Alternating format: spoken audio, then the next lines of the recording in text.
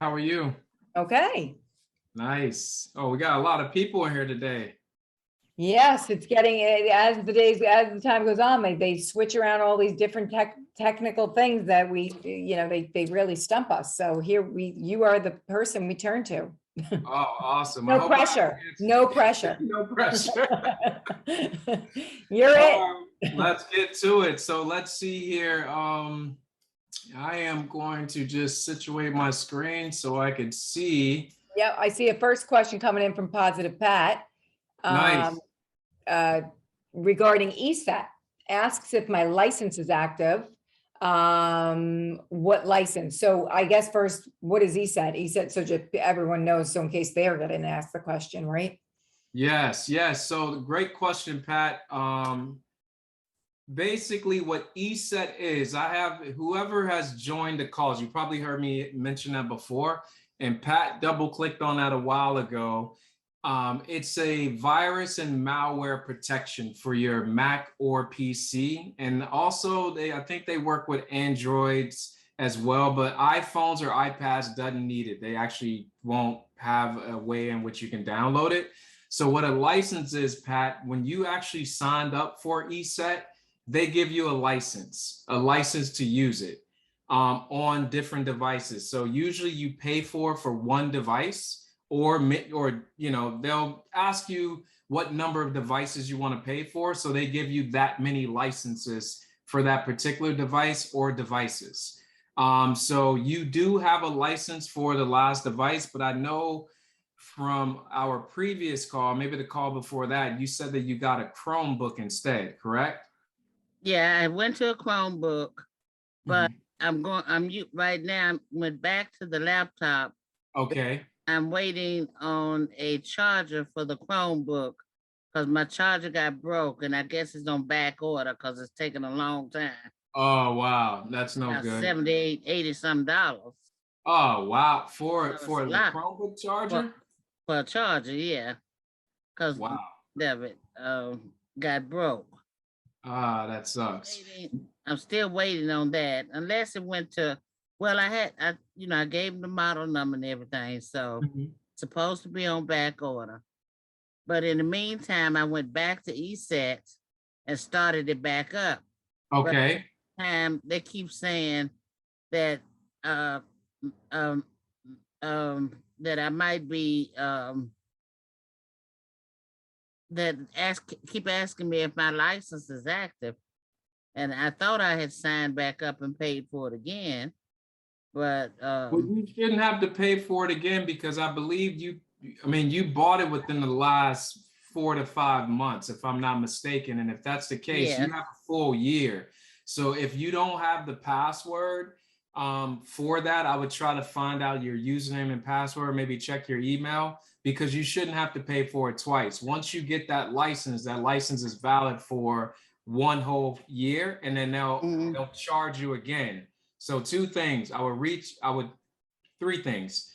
I would check your email to see if you have the receipt for ESET, and then if you have that receipt, then you'll be able to kind of log in, even if you forgot your password. You can also call them up. They have great customer service. The other thing is that if you're going to be using the Chromebook, I would also let them know that you don't want to renew at the end of the year if you're not going to be using this computer that you're on, unless you plan to use both of them. Then I would say keep the ESET. Okay, no, I'm gonna go back to the Chromebook whenever I get something to charge it up. I see. I can't charge it up until I get the charger. Yeah, I would certainly, I would let them know once you sign into that account that you want to end that subscription, that license subscription, once your term ends. That way you'll at least be able to keep it until, you've paid for that time. And then once you get out, then you're out. Okay. I do have the, I think I still have the password and all like that. Okay. I had renewed, updated everything. Yes. Popping up about some. Yeah. Absolutely. Once you get that taken care of, I think you'll be set. Log in. You can go to eset.com, and there should be a login, I believe, at the top right. where you can log in and then get the license number and then re-add it back to this computer and keep it there and just let it die out on its own, because you're going to tell them you don't want to renew at the end of your term. Okay. Yeah. Thank you. All right, you're very welcome, Pat. Take care. Hey, so I Yeah. see Anita asked, how do you alphabetize email on an iPad? Alphabetize email on an iPad. I have not seen that done yet. Anita, are you around there? Yes. I'm looking for you. I'm looking at a bunch of squares right now. I'm looking for your face. Here, Anita. She's there. Okay. So Anita, you, okay, so you want to alphabetize that. I think it could really only be done by date, right, Julius? Or how does that work? Yeah, so on the iPad, there's no way to toggle it by name. On the computer, you can, because you can click over the from section and you're able to alphabetize it, and then it'll kind of go according to the from address, right? So the email or the name. But on the iPad, you can only do it, it's by date. Is there any particular reason why you want to do that, Anita? Because it's easier for me to delete them. If I look at them, like I get too many emails, I keep signing off of them, asking to unsubscribe, and I keep getting them. And so I want to just, it's easier for me to just alphabetize it and go through it alphabetically. And if there's a group bunch that I don't want, then I can delete them quickly, just like you can on the computer. Right. Here, let me, I think I may, that's why I wanted to ask you why. There's another way you can go about it on an iPad. So here, let me show everyone my screen to do exactly what you're trying to do. So there we go. I am just, let me share my screen with you.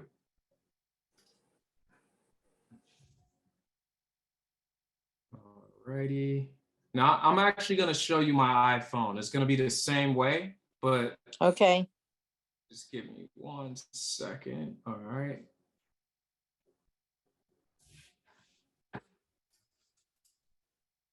I'm waiting for that to share.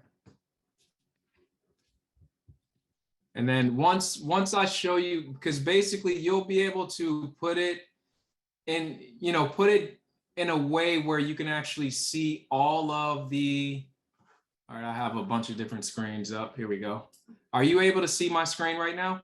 Yes. Okay. So this is the iPhone. Boom. And so right now I'll go into my mail, right? And in my mail, What I'm seeing now, it says enter device passcode to trust this computer. okay, here, let me stop that and try one more time, because you should actually see. Let's go this way. Okay, I see it now. It says all inboxes. Okay, great. So let's say, for instance, I am going to look at Canva. Here's a company that we use. So I am in, first off, you're going to go to your mail. We're in your mail and all inboxes. So Right. in the search bar, I'll type in Canva. And it'll give me the top hits. That's going to show me the latest email. But if I want to just tap on Canva, the second one under people, now I have a bunch of emails from Canva. You see this? It's not that many, but it's more than one. So on the bottom right, I'll tap on edit. And then now I can get rid of all of the Canvas. You see this? And I'm just Where did you hit? I didn't see where you hit edit. On the bottom right. Oh, okay, I see it now. Yep. So bottom right now on your iPad, what you're looking for is these words. So it'll be, because it's a bigger screen, it may be in a different place. It could be on the top right. Okay. But you're looking for, when you type in that search, I'm tapping on all of these, and then I can hit the trash can, and then they'll go away. Perfect. Yep. Thank you very much. Oh, you're very welcome. Okay, so Carolyn, I see you have your hand up. We'll get back to the chat box. Carolyn, if you want to unmute and ask your question, that'd be great. If you can just unmute, there you go. Okay, I have an iPad and it won't update my email. I guess it stopped getting new emails on November 5th. And when at the bottom it shows when it shows updated, it shows account error, Hotmail. And then on details, it says cannot connect to the server for Hotmail. Okay. And then when I hit repair, it says cannot get mail. The mail server, imap-mail.outlook.com, is not responding. Got it. Verify that you have entered the correct account info in mail settings. Okay, but when I go to mail settings, I don't really see anything that I need to change. So, okay, so a couple of questions. Have you changed your password recently for Hotmail? Yeah, probably. Okay, that's usually the case while you're getting that issue. What happens is when you change that email password, you're doing it on outlook.com or live.com, you have to go and update these devices as well so that they have the new password. Essentially, I'll show you where you're going to have to go. Ooh, let me show you here. Okay. So are you able to see my screen here? Yes. All right. So I am going to go onto my settings, and this is for anybody with any account. Anytime you ever change your password for an email account, you have to update it on every device and update that account, because it won't take it, and you'll get your email on your computer, but not on your phone or your iPad or your tablet or whatever you have. So what I normally do, usually passwords is a big thing for us. When we go out to people's homes, a lot of the times passwords are usually, that's the glue. If you have the right credentials, if you have the right key to get into the house, things will work. But if you don't, you can't get into the house. So in this case, I always take a very simple approach, and I always ask if they don't know their password, or if they change their password, gather all your devices, bring them here, and we're going to update it on every device, and we're going to test it out. One of the things, sometimes like with a Yahoo or a Bell South, sometimes even a Hotmail, even if you've updated the password in the settings, sometimes you still may have an issue with sending and or receiving. So what I would do in her case, we'll go to our settings, and from settings, now I have one of the latest OS. So they've broke it down now to mail. When I go to mail here, then I'll be able to see I'm in the mail section of the settings. And if you notice underneath where it says cellular data, I have accounts. I have 3 accounts. It tells me that. So in her case, she probably has 1, maybe 2. But I have 3. So I have an iCloud here. I have my me, which is contacts, and I have another Gmail. In the case, if you're having problems where you updated the password, one of the things you could do is, 1, verify that you have the right password. And I say this because a lot of people will say, I changed my password, I know what it is, this is it, and I will continue to put that password into the phone until I'm blue in the face, and it doesn't work. And I'm like, are you sure this is it? Yep, that's it. So I usually go to a browser like, Google Chrome, Safari, what have you, log in there, ensure that that password works. We're all human, we make mistakes. So I always like to make sure it works. Then I come here and I either, let's say for instance, the Gmail is her email, for instance. You would come here, and as you see it, it will tell you re-enter password, that there's a problem. Now, in this case here, if you wanted to just start from scratch, you're not going to delete all your emails. Sometimes, instead of wasting time, I would just hit delete account, remove it from the phone completely, and then re-add it and walk through the steps like this here. say outlook.com, I would tap on that. It will basically take me to the part where I have to put in the email address, next, put in the password, and reset up that account and grab all of those emails right from the server, and it'll look exactly like it did when it was working. So Carol, in your case, you can either delete the account, remove it completely. Again, you're not deleting your emails because it lives up there on outlook.com. Or you could try to go in there, and I don't have an example to repair it because all of my emails have the password, but you would be able to go in there and then add in the password. And sometimes you have to add it in the receiving as well as the sending. So I think a lot of the times is removing it and re-adding it is going to be the easiest way to make sure that you can send and receive. Okay. Okay. I've got that now. Now on my iPhone, one time I accidentally deleted my my email, and then I put it back on, but now it only goes back so far. It doesn't go my complete history. So if it's not going your complete history, sometimes it depends on how you actually have it set up. So if you can go to, actually I take that back. If you set up your account as a POP or a IMAP, and this is kind of like really techie. You've seen this before. I know all of you have. You probably just didn't pay attention to it. But what POP and IMAP is, the difference of those is POP.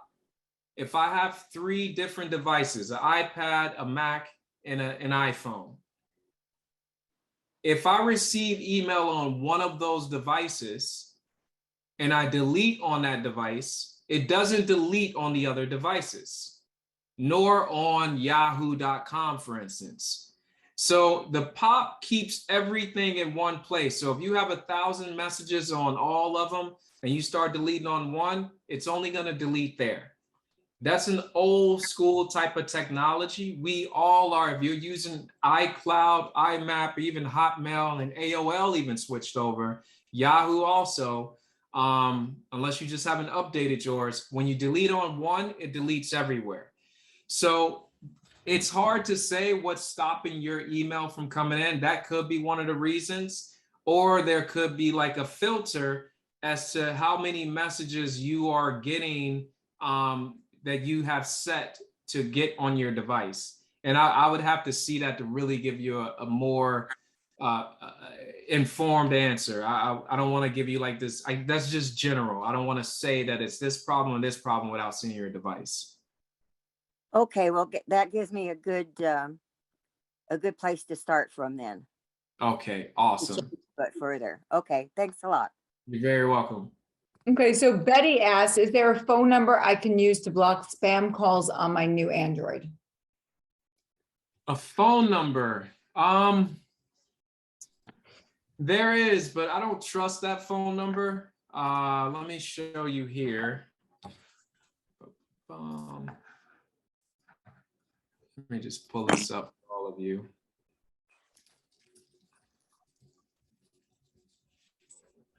They tried to give us a number, and this is the FTC. Let me see here. Oh, wait.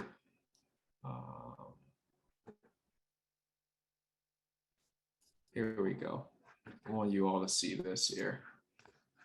I usually show this in the cybersecurity class, but it's such a great question, and we should always keep this information here. So this is it here.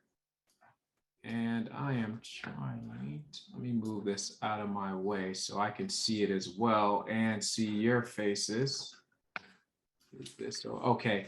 So I'll put this in the chat also, so you'll be able to see it. And basically, blocking how to block these unwanted calls, they'll kind of show you how to do it. But the number that they listed to block it, it used to be right on this particular page. You can, yeah, it's like the do not call government list. And you would have to register for this. It's not the best thing, only because sometimes these people, they're able to set up a number and shut down that number within seconds. And they'll call you from, you could block that number, but then they'll call you from another number. You block that number, they'll call you from another number. Your fingers are gonna get tired from blocking numbers. I stopped doing this years ago. And you know, a lot of the times I just let it go to voicemail, or sometimes I actually pick it up and have a little fun. So you all, if you continue to block the numbers, by all means, keep doing it. But one of the coolest things that I've seen, and I know you've all seen it, is where when you get that phone call, sometimes it says spam risk, right? That's a really cool feature that the companies have came up with. But just know that not all numbers that come up as spam risk are spam. Most of them are, but some numbers can be without caller ID just for a second if they're propagating or something like that. So, you know, you don't have to pick it up, but if it's someone that's important that really needs to reach you, let them leave a voicemail. I do that all the time. And if it is a legitimate number that was looked at as spam, I listen to the voicemail. I'm like, oh my God, I got to call this guy back. They're trying to get this done for us. So you can block numbers all day, but I wish there was a better way of doing it, but unfortunately there isn't. But you can go to this site, and all I did was I typed in block unwanted callers, and I went to the FTC's website. Okay. John had a question about how his Alexa device communicates with the smart devices in his home. Hey, John, are you there?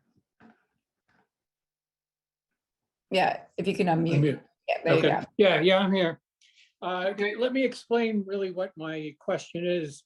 I'm Sure. trying to get a better understanding of when I'm using the network here through my router, and when I'm really just using whatever device, using the app, and then that's going through the internet to a server and then back to me.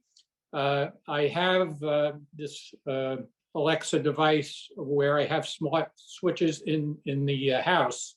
Yes. And so I would give the command to the Alexa device, and then it turns on the light in the appropriate place. Sure.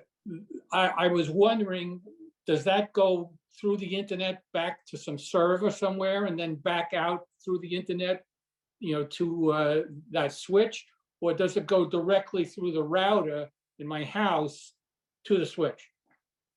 I think I know why you're asking that question, because I want to answer it the right way. So are you asking it to find out if your internet goes off, if it will still work? No, I'm You just wanna really know how just it trying to works. understand the path of this. Okay, so basically what you have, like the Alexa in this instant, it's almost like, obviously it's a voice assistant, right? But let's look at it just like a little computer. Like, let's look at it like it's a button that you press, right? So you have your internet, and we'll just say the router, you know, because it's hooked up to the internet no matter what. The router is the glue, and it's the network that keeps everything together, but it's also acting as the referee. Or better yet, here's another example. You remember how, like, sometimes when the lights go out in the street and then you have that cop with the whistle and he's blowing, he's like, stop, you over here. This is what your router is doing to the printer, to the computer, to the Alexa. So what happens is you have these smart switches in your home. They connect to the router. You have and the router's connected to the internet. The computer connects to the router. The Alexa connects to the router. You have the smart door locks connected to the router. Everything's connected to this router. And in that router, now when I say I can press physically the light to turn it off, even though you've physically done it, it still says, hey, router, I'm turning this off. And the router's like, okay, you're off.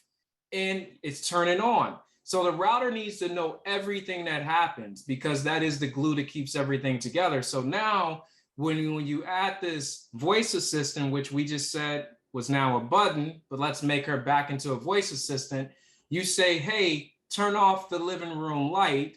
And then it literally says, hey, router, can you tell the light to go off? And then the light goes off and the light says, router, tell Alexa that I turned the light off. I'm off. And then Alexa says, it's off.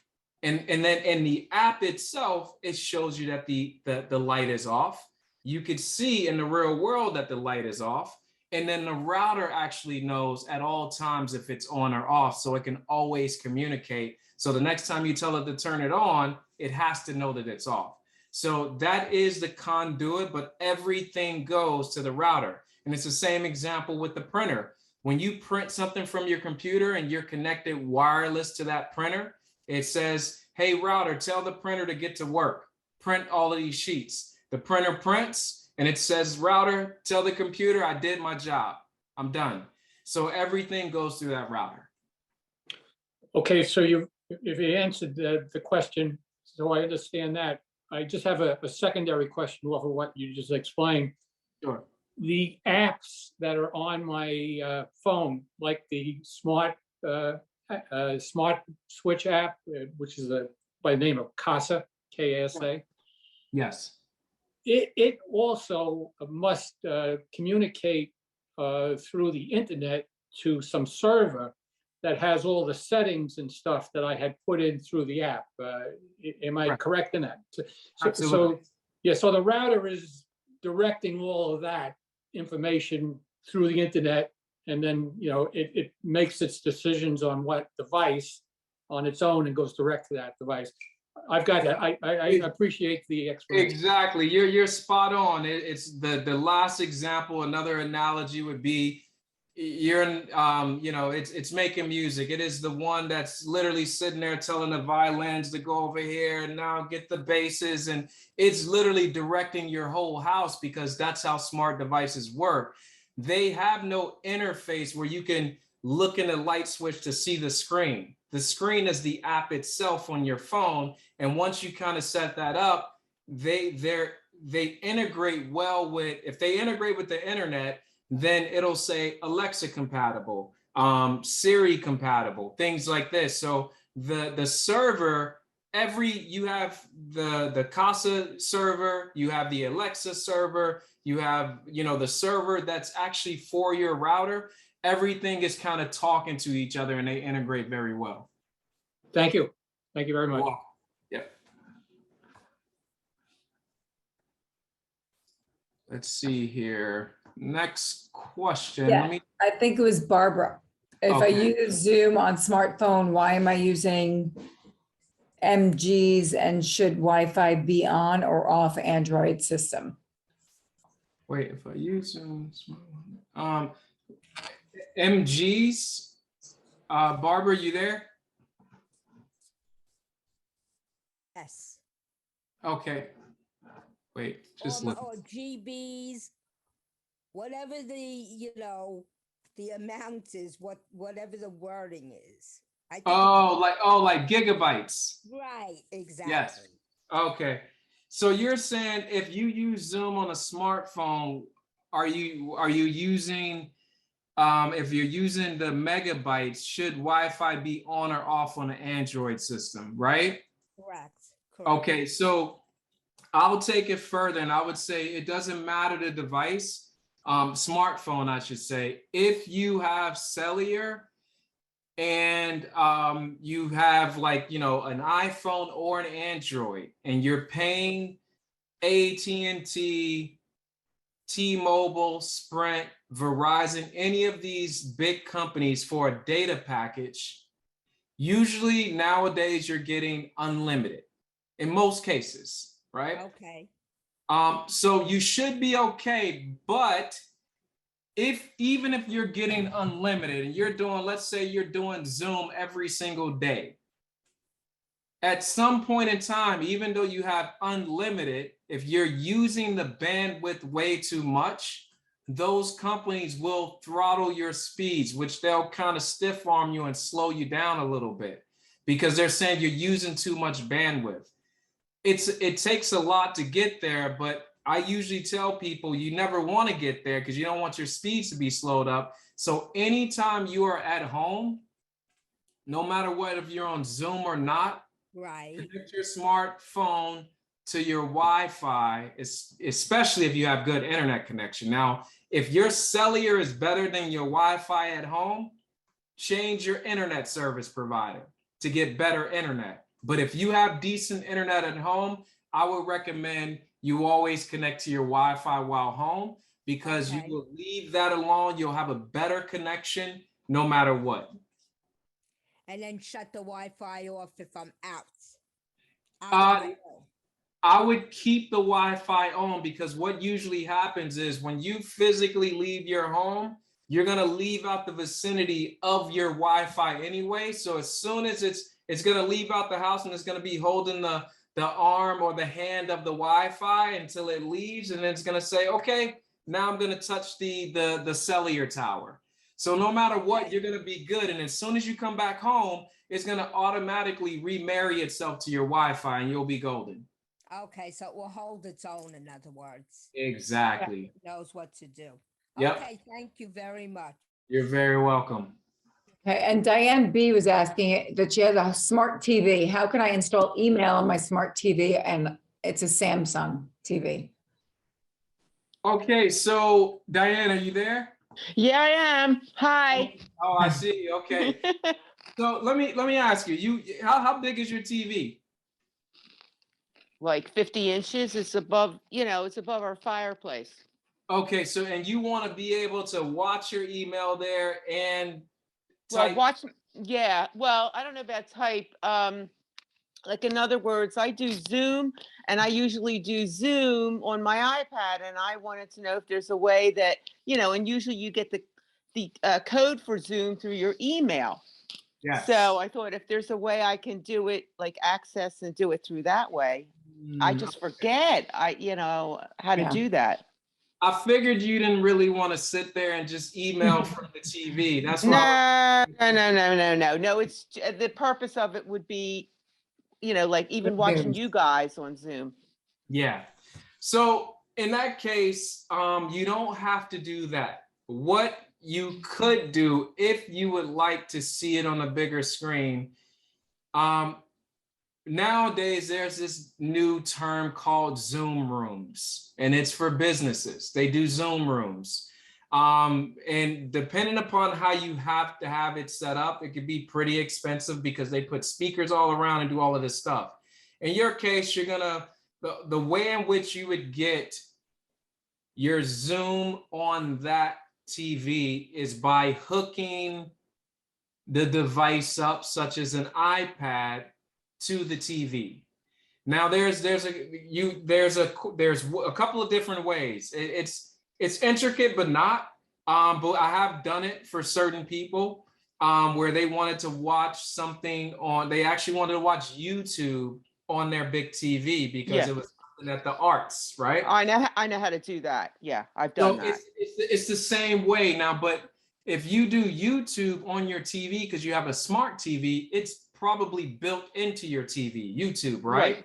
Right. It In is. this case, nothing was built into their TV. We had to take their iPad and physically plug it into the TV via HDMI.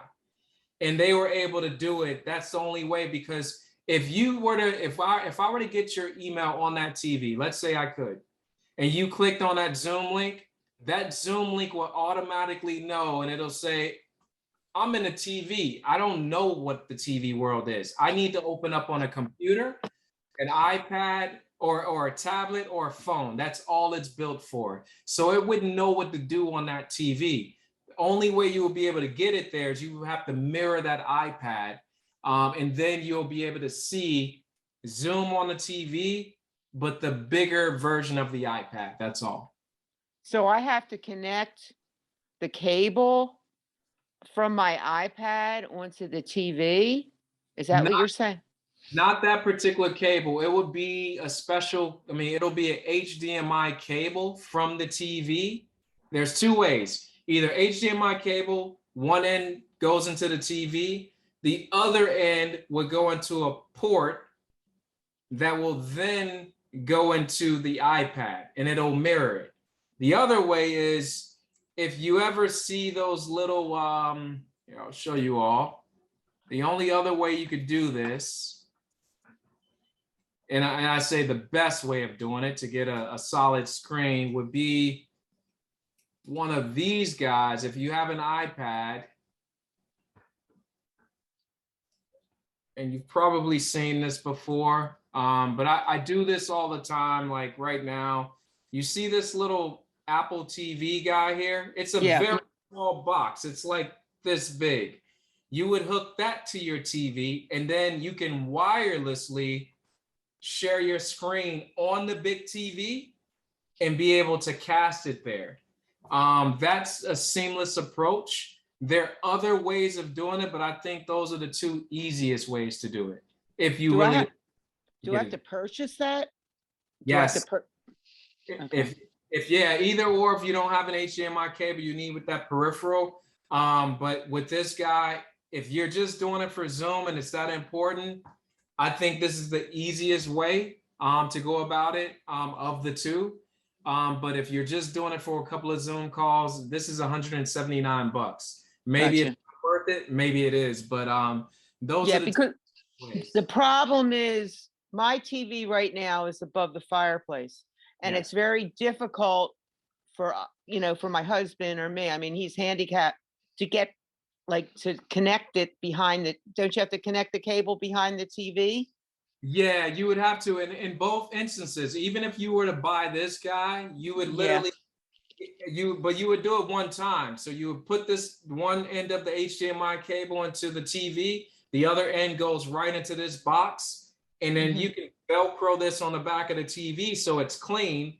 And then you'll be able, once you get it on there, there are steps, very easy steps, just like I'm sharing my screen with you. That's how it's easy for me to share an Apple device to this Apple TV. It's pretty much seamless.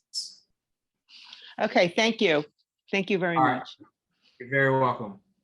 Okay, so I know that Benita had a question, but she just left. She's not at her screen anymore, but she did have, I don't know if there's a quick answer for this because we are recording this.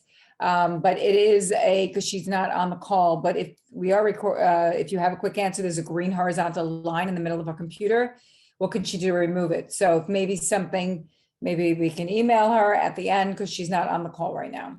Okay, yeah, I mean, I would say if you're gonna send this over to her, if it's a green horizontal line, normally that indicates it could be, if it's the line that I'm thinking of, it could be that the screen is going bad. Perhaps she dropped it, or it's just the screen going bad itself. I have seen it, but if it's there on all screens, it's probably not an application that's doing it. It's probably the physical screen itself. Okay. Okay, so Bonnie White, I see you have your hand up, and I do see you, Barbara East. So we'll get to Bonnie first, and then we'll get to Barbara. Go ahead, Bonnie, if you want to unmute. Hold on. Oh, wait, Hold on. Bonnie, if you want to unmute. there you go. Oh, okay. Hi, Julius. I just, November 13th, I bought a iPhone, and I've always had an Android. So this is all kind of new for me.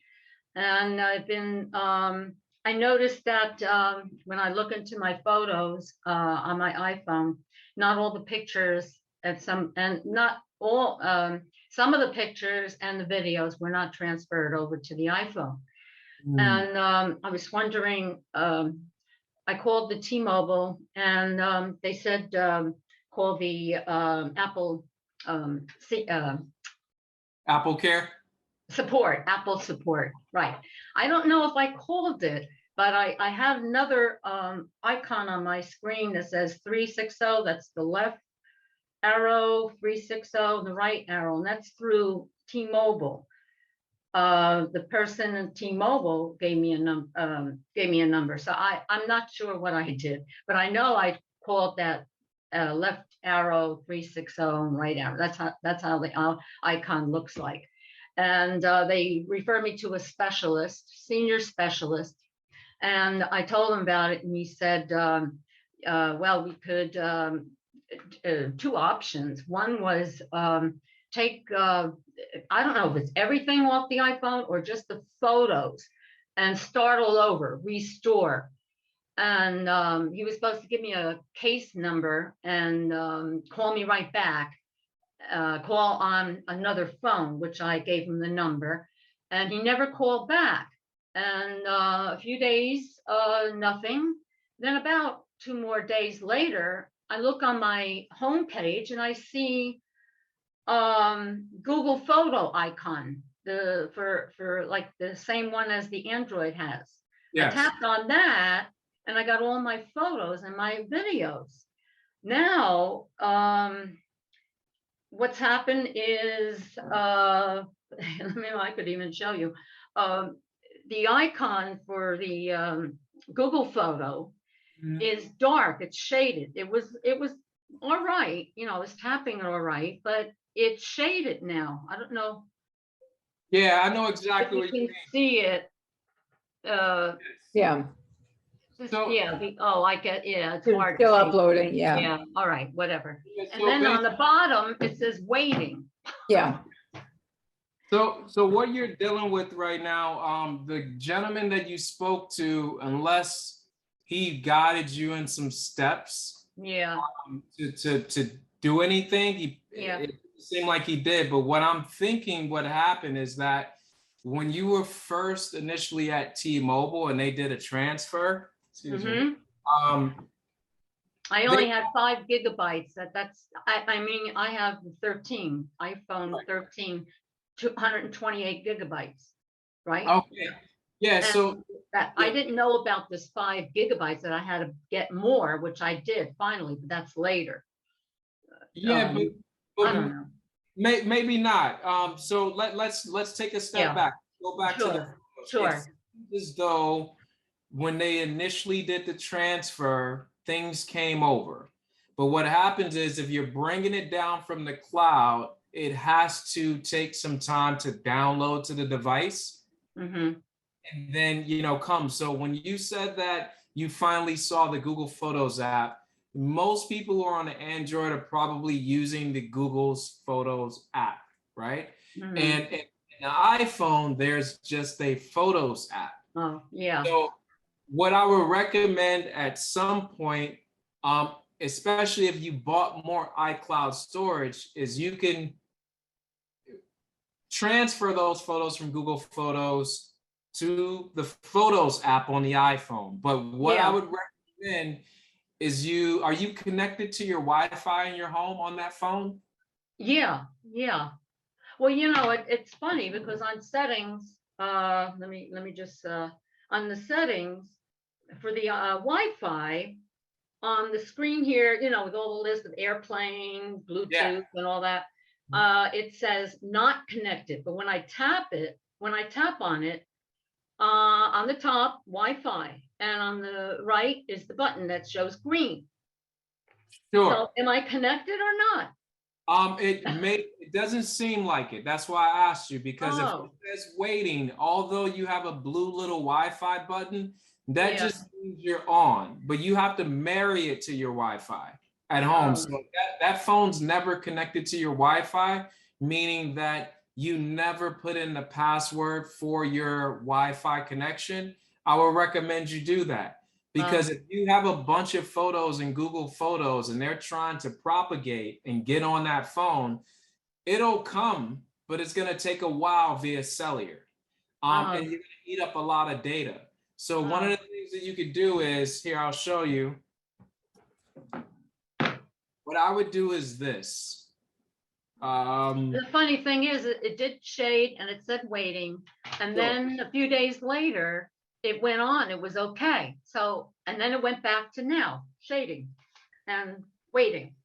Yeah, so it'll come over. If you give it some Wi-Fi, what'll happen is it will come over at some point, and then you can start doing the transfer. But the cool thing is that from what you told me without seeing your phone, I'm just gonna assume that all of your photos and videos are in Google Photos. Yeah. And if they are, you're good, because then they will come down to the phone and they'll live there, and then you can put them where they need to be. What you probably see, this is what you were talking about, right? With the Wi-Fi and then the green up at the top. Oh no, I didn't go to that. I went to my settings. Okay. Yeah, I don't know. Oh, you can't see it.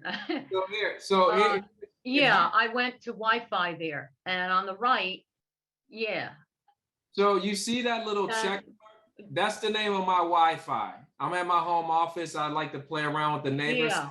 FBI surveillance team, but Yeah. that's my Wi-Fi connection, and that's Oh. the check mark there. So Okay. if you're not tapped on any of those and you don't see anything at the very top right under Wi-Fi, you're probably not Yeah. connected to your Wi-Fi. Oh, okay. So I would connect to your Wi-Fi. Obviously, you won't be able to see those here, but find the name of your Wi-Fi and the password, tap on it, and then you'll be able to put in the password for your Wi-Fi, and then you'll be connected. And notice that well, in this case, you'll notice with that blue check mark, it'll let you know that you're connected to Wi-Fi. Oh, I see. Yeah. Yeah, below my Wi-Fi, there is nothing, it doesn't have any, like what you have, FBI surveillance team. Yeah. Nothing there. So you should connect. Do you see the name of your Wi-Fi underneath there under networks? Oh, Does it have just numbers, or sometimes it doesn't have a name? yeah, it has, the first one says Direct CD, HP, Office Jet Pro 9020. Next one is F568T. Yeah. Next one is My Spectrum. I don't have Spectrum, I have Frontier. So I don't know why that's there. And then there's another one, My Spectrum. And then there's another one, Spectrum Setup. And then there's other.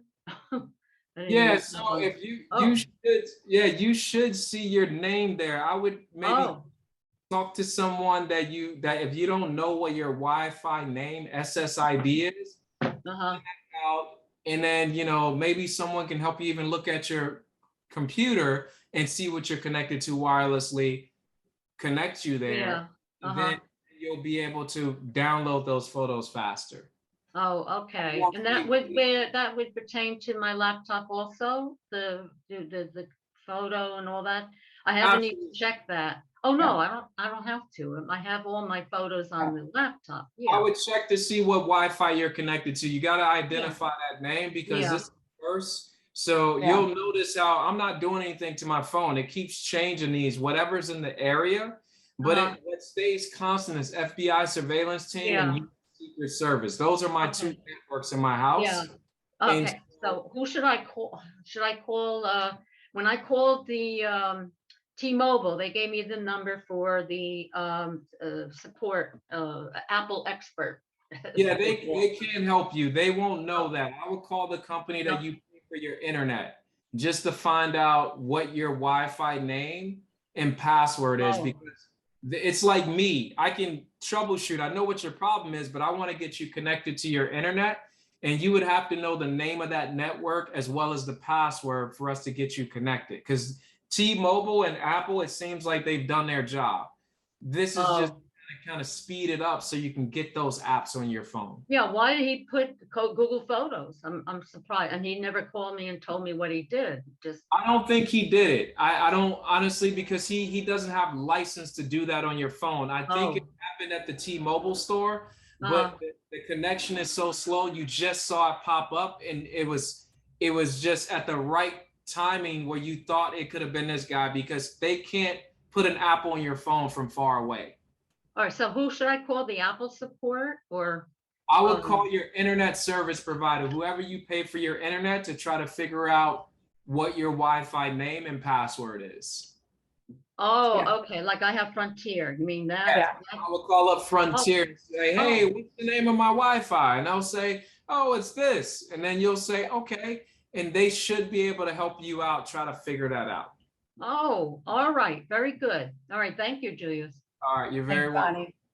Okay, Barbara E., if you'd like to go ahead and unmute. Yes. Go ahead. Julia, thank you so much for your time. I'd like Oh, to you're go, welcome. Mom. I'd like to go back for a minute to the Samsung Apple box. I have a Samsung Smart TV, 55-inch. It's about 4 or 5 years old. It's not the latest model. I have the Apple box. It is connected to the TV. Do I need to connect my iPad somehow to the box in order to be able to duplicate it on my TV screen? No, not at all. It's so easy. So if you, Well, I'm so computer challenged, so well, I'm actually about to give you a PhD in computers in 1 second. I'm going to show you. So with that, if you got the Apple TV already connected, you're already ahead of the game. well, my son, the computer engineer, did all of that.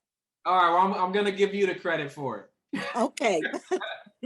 So with that, you know how, my question for you, do you know how to like go to the Apple TV from the source? Did he teach you how to do that to get to Well, the I Apple? have the little remote, but I also have the app on my iPad, and I usually go through there. Okay, so either or works. What you're gonna do, let's say for instance, let me share this with you. Do I have my iPad here? I left it over there. Let me just show you with my phone. So as you have the app, or I would say iPad in your hand, right? What Mhm. you're going to look for on the iPad, it's going to be whatever. If you have your screen face this way or this way, you're going to swipe down from the top right. Okay. And once you swipe down from the top right, you're going to get some Yep. icons that look like this, right? Right. Now, you see these guys that are blue, the 2 squares on top? Yep. So you're going to tap on that. And then when you tap on that, notice, like that's my Apple TV. It's called Nerd Headquarters. So if I wanted to share this with that Apple TV over there, and in your case, whatever the name of yours would be, you should see it here. And then you tap on it and then you can mirror that. But I'm mirroring it with you all so you can see my screen. So that's all you would have to do to see it right on. Simple? That's I can't simple. even do that. I'm telling you, it's very simple. So I should put the iPad, or I shouldn't put the iPad on what I want it on.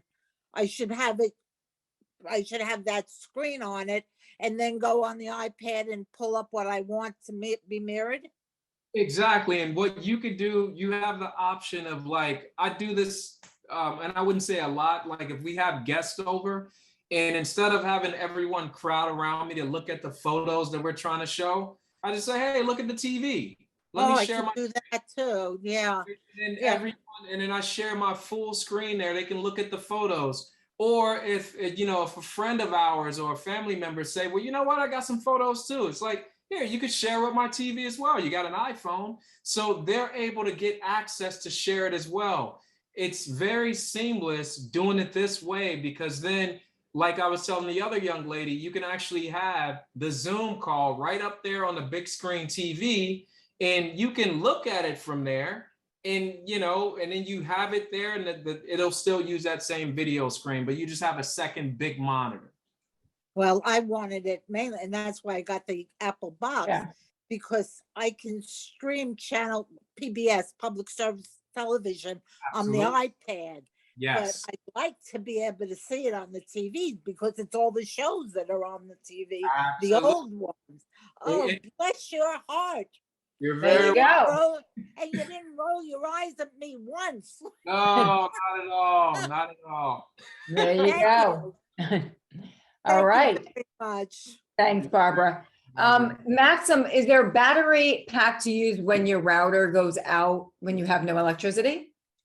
Any kind of battery backup for a router? There's this one that we recommend. It's a great question, Maxim. There is APC battery backup. This isn't a bad thing to have even for computers if your power goes out. And I'll just go to Amazon. These they can go up. So they start, you could see around $64.99 for something like this, right? And I want you to see here, notice that it says battery plus surge right here. And so in this here, battery plus surge, and then you have a surge protector. So the benefit about this, Maximum, and you know, to answer your question, this would, if the power goes out, it'll kind of insulate you a little bit and you get a little bit more juice. So if you have your modem and router in there, you can have more juice to kind of like get you a little bit more internet, because your cable, the coaxial cable, didn't go out of power. It's just these devices went out of power. So this is a cheaper one. They have one, I mean, they can get expensive. They have one, let's look at this guy right here, where you could actually have about 40 minutes of battery backup. And not every single plug on there is going to give you the battery backup. Some are just for surge, as we could see. This one's still going. I'm waiting for it. But it's a good thing to have for anyone. If you, like, we live in Florida, and I'm sure Nicole knows this, like sometimes like during our hurricane season, you know, we get the outages. I actually just dealt with one a couple of months ago. And what happens is, let's say my computer, my router, and things are just plugged in there, and as soon as lightning strikes, everything goes out. Well, you always want to shut down your computer in the proper way, to shut it down, to do all of that. Now, could it damage it? Yes, it certainly could. Or if there's a surge and then, you know, something goes out, we've seen devices get fried before. In this case, if you're going through a hurricane or whatever, and you want to get a little bit more juice or shut down the right way, the battery backups are not meant to act as a generator and for you to be on there for the next 30 minutes surfing the web. It's more about, okay, our lights just went out. Let me just shut everything down the proper way and then wait till it comes back up so that it doesn't get fried. So yeah, you can get one of these battery backups. I like the brand APC. Let me see, APC. There we go, battery backup. And I'm just looking on Amazon. You can go to Best Buy or any other store, but APC, they're pretty solid. And you know, there was one client, just the regular Joe Schmo, not a business. He paid upward around like $300, $400 for a battery backup because he had a lot of different items he wanted to plug in there, but you can also get a very simple one as well. For whatever reason, it's not loading. But APC, that's the one you want to look for. Okay. Marna, go ahead. Hi, Nicole. Hi, Julius. Hi, Mark. I just wanted to ask you, hi, what you were making reference to earlier. I had bought a little device like this and an HDMI cable because I have something called Curiosity Stream. I have that app on my phone, but if I used it on TV, I'd have to pay for a double subscription. So I connect the HDMI to this little device. I connect this to the phone or my laptop, and then I plug it into the TV, and I get to see it on a big TV. And I think between the two of these together, I paid maybe $20. Easy. So, and that's exactly, if you can this hold that little up. thing I bought for about $12 on the internet, and then at Best Buy, I think it was, or maybe Best Buy, it was this wire might have been about $15, $20. Yeah, and Amazon probably you can get them too. Amazon. Yep. Yeah. So there are cheap ways I bought 3 sets of these so that wherever I am, I could just plug it in. It's not wireless, but at least it suits the purpose. And I'm so glad. Can you hold up that little, the white or silver device? This little device? Yeah. Well, they're very specific. They have different kinds. Yes. And then this part would go into the phone or to the computer. It's a C type, No, it's a B. It's not a, It's it's a USB-C. you know something? I think it's C. My old Yeah. phones would be. So. Yeah, so that's exactly like Diane, when I was telling you about the Apple TV or this thing, this mechanism, the goal of it is they're all different. So like she just said, there's USB-C. You can find one that will go right into your iPad. And once that goes into your iPad, then the other side would be, you can have an HDMI, whatever. And then you just have to change the input on the TV. So if you're plugging it into the HDMI side, then just put side if it's on 1 or 2. So you have to just adjust your remote to the input and then put it back to your TV afterwards. But it's very inexpensive. And my second question is, how's the baby? Oh man, thank you for asking. The baby's doing great. He's awesome. This is our first. I think I shared it with everyone. We're like ecstatic, like getting his room together. All of the fun starts to happen. Some people are like, "Oh yeah, say goodbye to your sleep," and all that. I'm like, I've been looking forward to this. I'm completely down to be a zombie with no sleep. There you go. Do you have a monitor? Yeah, I actually just bought this really techie one, of course. It's called like the Nanit. So I'm actually gonna set that up so I'll have the whole monitor. I'm gonna do it hopefully this weekend when I find some time. That's great. Terrific. Thank you. Yeah, and maybe the next call we'll be able to share some pictures of the little guy. That's great. I'll have to get him a nerd shirt first. There you go. So Frida S had a question about her iPhone 8 calendars not show past appointments in past months. When I click the search key, how do I restore that? Ooh, so one of the things that I found, Frida, is I'm just gonna share this here with you all. Frida S, that is the right way you wanted to say it, right? The right issue? Okay. Okay, so what type of device do you have? Okay, I have an iPhone 8, but it's not what I'm trying to see in my calendar would be my past appointments. Got it. That's So what I'm saying. those past appointments are still there. What you'll have to do, I'll take you through the steps. You're gonna go settings first. Once you come up, and then you go to calendar. The key to this is sync. You see sync? Okay. All events. So if it's not on all events, you're probably only going to get a few. If you have 6 months back, 2 weeks back, if it's checked on all events, you should be able to see all events. Okay. And that should resolve your problem. Because if they're on the Google Calendar still up there somewhere, this is just a mirror image. This is a frame basically, and they should mirror what's on that server up there. Okay, sounds good. Thank you. Give it a shot. Let us know if it worked. Okay, I will. Okay. Okay, so Harriet had a question, and I see you, Debbie. Harriet said she needs to do something on her HP laptop that requires internet connection. She doesn't have internet access right now. Can she use her hotspot on her iPhone to access internet connection? Oh yeah, definitely, Harriet. You could use, let me show you.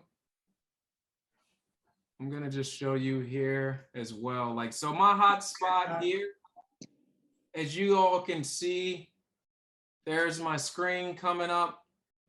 Again, going back into the settings. Let's go back. When I go up to the top, you see with that personal hotspot? Yes. So on that personal hotspot, I've put it on here, allow others to join, and I created, because sometimes they'll give you a default password. You can change that password if you like. I've changed that password to something that means something to me, and you'll be able to connect. So now when you go to, I can't show you because this phone is the hotspot. I just want to interrupt. It says Wi-Fi and Bluetooth are off. Turn on Wi-Fi and Bluetooth or USB only. I would, well, it doesn't really, I would definitely have on your cellular, but on your phone, if your Wi-Fi is not working in the house and you're going to use this as a personal hotspot, I don't think it will hurt you by turning your Bluetooth on. In addition to that, turning your Wi-Fi on. You could still turn that on, but the purpose of this is you want to set up a hotspot and it'll be called, the name of it will be, let me show you this here. So here, this is a great example. Let me just share my whole screen with you all. Can you see my screen at the top here? And then I click on this. And you see my personal hotspot, Julius's iPhone 13 Pro? Yes. All right, so that's how it would show up. And it's letting you know that I have 2 bars on my phone, and then I'm able to connect my computer to the hotspot. Mine doesn't And do then that. use on Mine's your not, computer? no, on my phone. Well, your phone can't, are you trying to connect your phone to a hotspot or your computer to a hotspot? My phone to the hotspot to get the internet so I could do something on my computer. So yeah, so you're trying to connect your computer to the hotspot, essentially, right? Yes. Because your phone is the hotspot.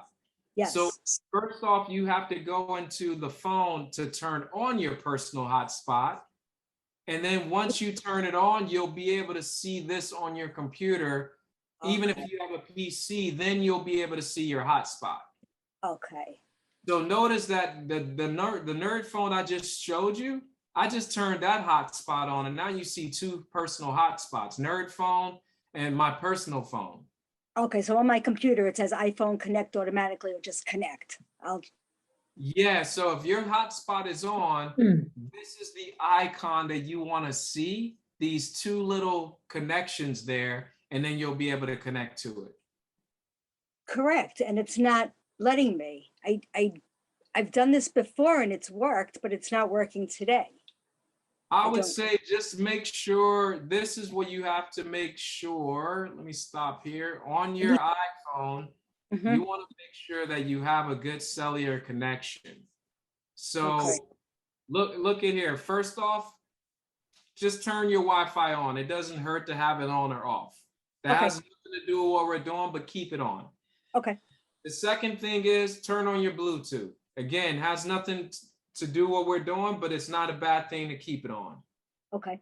The third thing, cellular, this is what you want to, your phone should look like this. When you go into cellular data should be on. It is. Roaming should be on, and it should be voice and data. Oh, roaming, okay. Okay. So once you go to roaming, that should be data roaming on, and then voice and data LTE, if you have it. Okay. Now let me go back. This other thing is personal hotspot. That needs to be on. So turn that guy on, and now if you have bars from your cellular, you should be able to now to ride the waves of your phone so that you can get onto the internet on your computer. And using this as your quote unquote Wi-Fi router, AKA personal hotspot. Okay.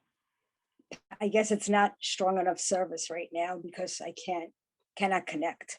And and that may be the case, especially if you are joining on Zoom and you're doing what you're doing with us. It may not be enough bandwidth for you to be able to do both. It may go very, very slow. So perhaps when you get off, it's obvious that you have an internet connection because I wouldn't be able to hear you. Or you could join this call. So maybe when you get off, it'll free up a little bandwidth and then you'll be able to actually jump on that hotspot. Okay, thank you. You're very welcome. Okay, Debbie, go ahead.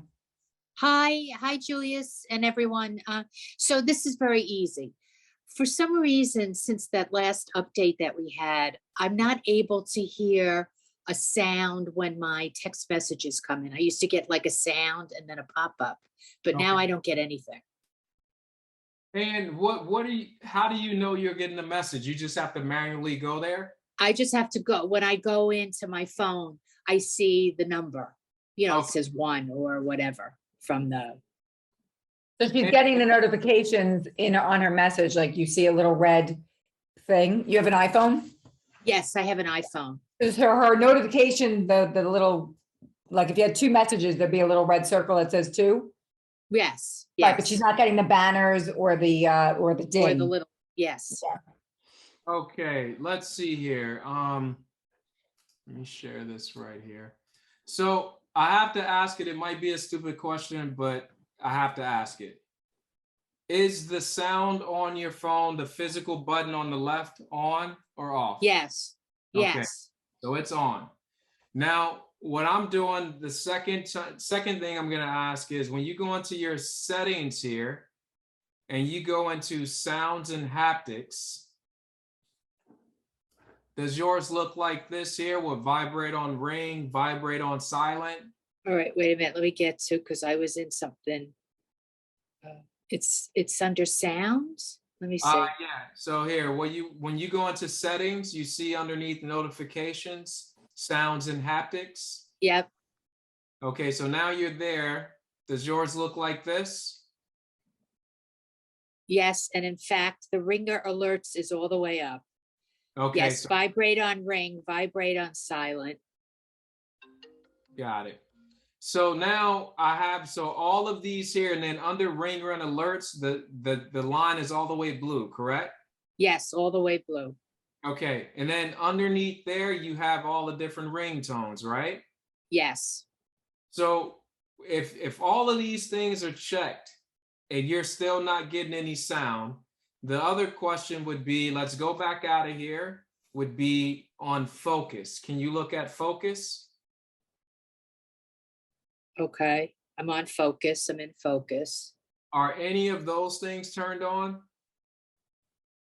So meaning like if I had on do not disturb, it would look like this. It would say do not disturb on, and there will No, be a that's not on. okay. And driving personal says setup. Okay, so basically nothing is on, right? Nothing is on. All right.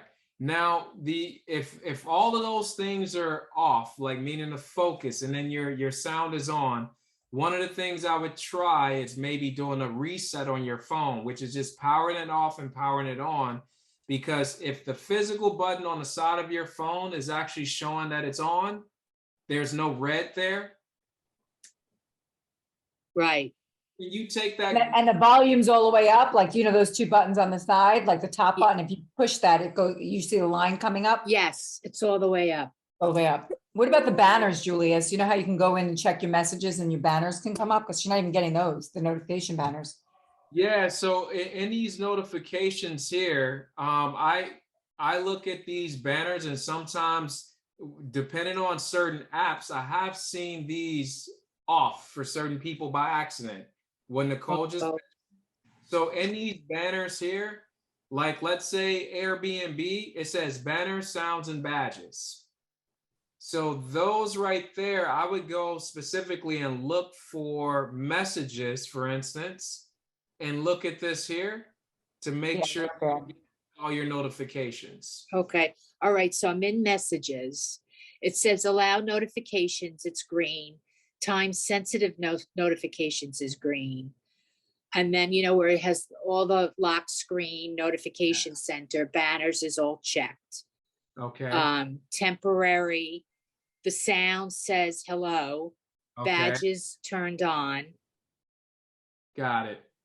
So it seems like it could be like a software issue then. If you got all of this stuff on, I would power down your phone and power it back up.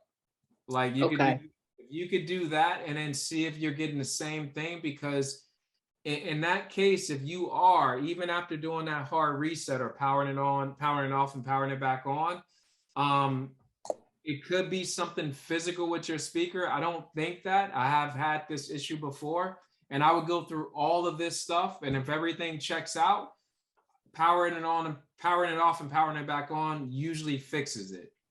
Unless there's your issue, and then it's like, there's something going on with the speaker. Yeah, I didn't know it's because this is an old phone, 6S. Okay. So I didn't know if it had something to do with that. It could. So after that update, it could have like made its brain go crazy. Definitely give that guy a hard reset. You may just have to hold the button on the right side of your phone and the home screen button and just hold it until it powers off, and keep holding it until you see an apple come back on. Both at the same time. That should give it a hard reset and then bring it back up, and that may fix the problem, because it seems like it's more software related and not hardware if you haven't dropped it. Okay, sounds good. I'll do that. I made notes. Okay, awesome. Thank you. You're welcome. So Julius, I had a couple of questions come in regarding, we had just recently sent out something in order to leave a Google review. And Yes. a couple of people chatted us in, even on this call, that they were having an issue with doing it if they didn't have a Gmail.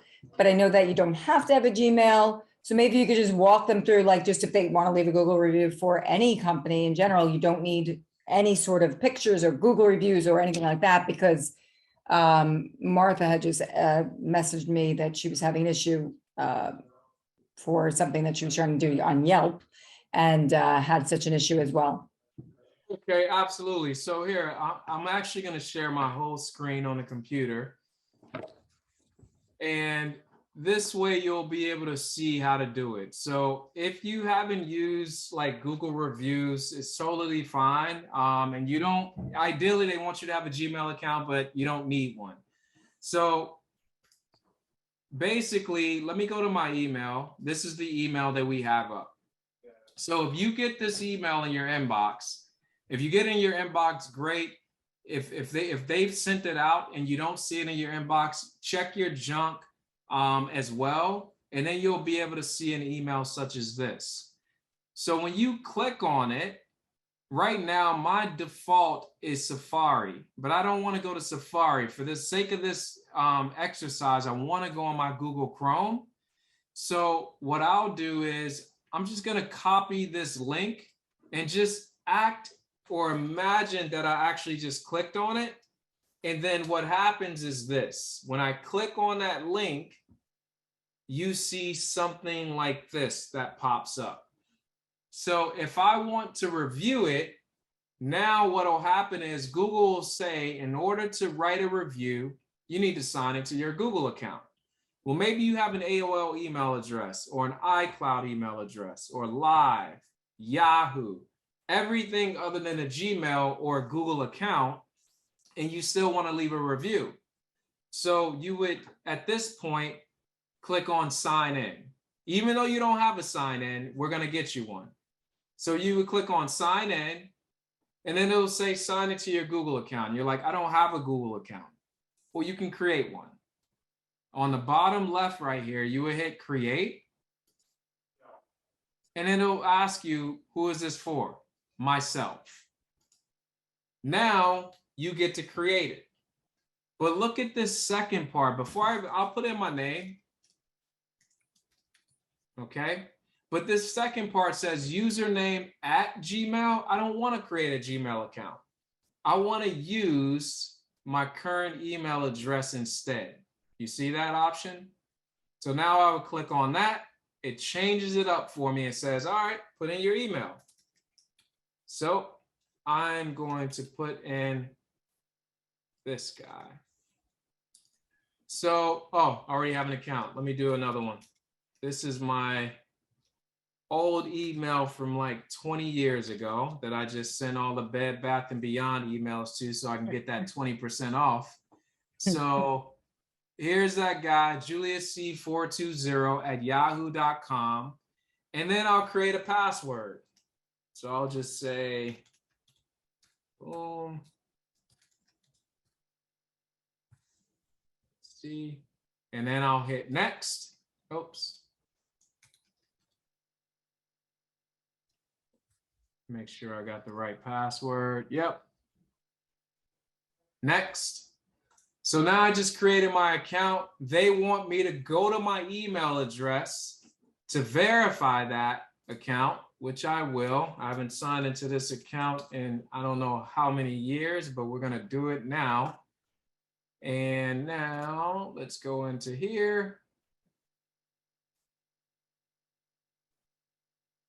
Password is in there. And now I have to prove that I'm not a robot. Can't stand these things. All right, continue. And there we go, next. Now, normally you won't have to do all of this because you're gonna be in your email. So imagine my email was already open. Here it is right here. Here's the Google to verify this. So here's my code. It's temporary. You don't have to write it down. I'm actually just gonna copy it. You'll never need it again. Go back here. I'm gonna paste it. Next. I'm creating my account. Let's put in my birthday. Giving you guys my age. I'm older than all of you on this call. All right, Mel. All right, here we go. So now I agree. Now I'm ready. Now, normally, again, I had to take like another 4 or 5 steps because I never used this email address. But in your case, most of you, if you have an AOL, a Yahoo that you use frequently, you'll be able to just go in there and get that email and verify it. So I'm actually going to give them 5 stars. I love this. Julius, when you were hovering over your name, it told you a couple things about posting public, yeah, like that. When you hover over that. Yes. Right, so it says your post will, if you have a picture, you don't have to put a picture. It could just have this, it'll just come up with your first letter of your name. So that J there, right? Like everything is just, it's very. Exactly. streamlined. Yep. So that you can add a picture like you stated. You don't have to. Like if you had one, you can kind of change the color to, or you can add one later and it'll have to, yeah. You don't have to. They are awesome. This is a legitimate review. So there's my review right there. And then now I just hit post. So what Google does is they'll go and allow you to post that review, and then the company will actually get it. They'll get notified that you left a review, and you hit done. And although it doesn't update and say 16, because it already said 15. Oh, just came up. I just hit refresh, and there's the 16 reviews. So you could see that your post went on there. But again, like Nicole said, you don't have to add a picture. And you can always edit your review, only your review, go in here and say, hey, you know what? I want to write a little bit more. And you can either add a picture or you can write a little bit more. Or you could delete it. I think you can delete it too if you just don't even want it up, right? I don't know, but about the deleting, maybe you can't. I don't know. Yeah, not from this screen here. I know you can take it down. Yeah, maybe on a different screen, but maybe on those 3 little dots right there. I don't know. Yeah, Delete. You would have to go to that review, and then you're in your world now because you can't delete it from your page. I have no license from it. But as a user, this is my review. I can go and delete my review if I wanted to. Yeah. Okay. And I think that covers all of, well, for this session, I mean, you are